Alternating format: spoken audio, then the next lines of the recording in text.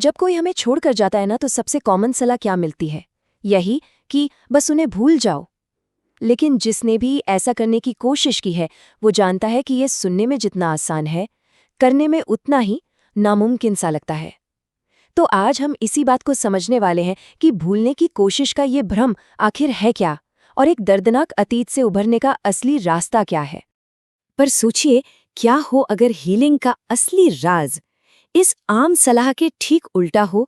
इस पूरे विश्लेषण का आधार यही चौंकाने वाला विचार है कि किसी को भी कभी भी जानबूझकर भूलने की कोशिश करनी ही नहीं चाहिए। तो सवाल यही उठता है, आखिर क्यों? अगर भूलने की कोशिश नहीं करनी है तो फिर करना क्या है? ये एक बहुत जरूरी सवाल है और इसका जवाब हमारे दिमाग के काम करने के तरीके में ही छिपा है। चलिए इसी गुत्थी को सुलझाते हैं।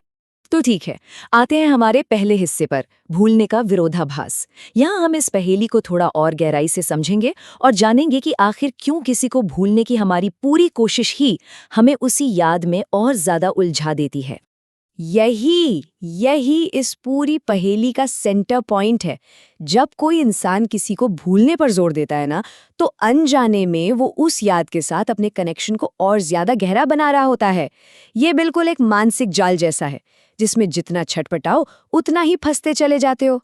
तो चलिए इस कोशिश के जाल को थोड़ा और करीब से समझते हैं कि ये मनोवैज्ञानिक जाल असल में काम कैसे करता है। ये एक ऐसा जाल है जिसमें जितना ज्यादा बाहर निकलने की कोशिश की जाती है, इंसान उतना ही और गहराई में फंसता चला जाता है। इसको कहते हैं मेंटल फीडबैक लूप। ये एक ऐसा चक्कर है जिसमें किसी याद को मिटाने का इरादा ही दिमाग को उसी याद पर फोकस करवा देता है। मतलब भूलने की कमांड ही याद करने की वजह बन जाती है। देखिए, ये होता कैसे है? इसके दो बहुत आसान स्टेप्स हैं। पहला, मन में एक कमांड आता है, मुझे उन्हें भूलना ही होगा। और दूसरा, इस कमांड की वजह से दिमाग का पूरा ध्यान उसी व्यक्ति पर चला जाता है, जिससे वो याद और भी पक्की और गहरी हो जाती है। तो अगर भूलने की कोशिश करना ही समस्या है, तो फिर सवाल ये है कि ये जो इतनी ज्यादा तकलीफ होती है, ये आ कहाँ से रही है? अब हम दर्द के असली स्रोत को उजागर करेंगे और इसका जवाब शायद आपको चौंका दे, क्योंकि ये वो नहीं है जो ज्यादातर लोग सोचते हैं।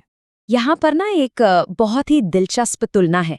एक आम धारणा ये है कि सारा दुख उस इंसान की वजह से है जो चला गया, लेकिन गहरी सच्चाई कुछ और है। सच्चाई ये है कि उस दर्द को कई गुना बढ़ाने का काम एक खाली दिमाग करता है। सोचिए, जब दिमाग के पास करने के लिए कुछ भी जरूरी नहीं होता, जब वो खाली होता है, तो वो क्या करता है? वो स्वाभाविक रूप से पुरानी गलियों में भटकने लगता है, और अक्सर ये गलियां हमें दर्दनाक यादों की ओर ही ले जाती हैं, जिससे तकलीफ कम होने के बजाय और बढ़ जाती है। तो फिर इस जाल से निकलने का रास्ता क्या है?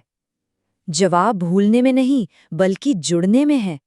अब हम समाधान की ओर बढ़ेंगे और देखेंगे कि कैसे अतीत से नाता तोड़कर वर्तमान से एक मजबूत कनेक्शन बनाया जा सकता है। इसका सीधा सा मतलब है इस बात को स्वीकार करना कि अतीत का वो चैप्टर अब हमेशा के लिए बंद हो चुका है, और अपनी पूरी एनर्जी के साथ खुद को आज से, अभी से यानी वर्तमान से जोड़ना। ये भूलने की कोशिश नहीं है, बल्कि ये जीने का एक एक्टिव तरीका है। तो सबसे जरूरी बात क्या है कि इसका सबसे कारगर उपाय है अपने दिमाग को इतना ज्यादा, इतना अविश्वसनीय रूप से व्यस्त रखना कि उसके पास अतीत में भटकने का समय ही न बचे। और ये व्यस्तता कहीं भी हो सकती है, जैसे कि अपने शारीरिक स्वास्थ्य पर पूरी ईमानदारी से ध्यान देना, अपने मानसिक सुकून के लिए कुछ करना, या फिर अपने भविष्य के लक्ष्यों को पूरा करने के लिए जी जान से मेहनत करना। जब कोई इन चीजों में खुद को पूरी तरह से डुबो देता है, तो मन अपने आप सही जगह पर आ जाता है।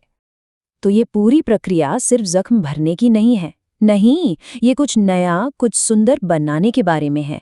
अब समय है एक नई कहानी लिखने का, एक ऐसी कहानी जिसका पहला पन्ना आज से ही शुरू होता है।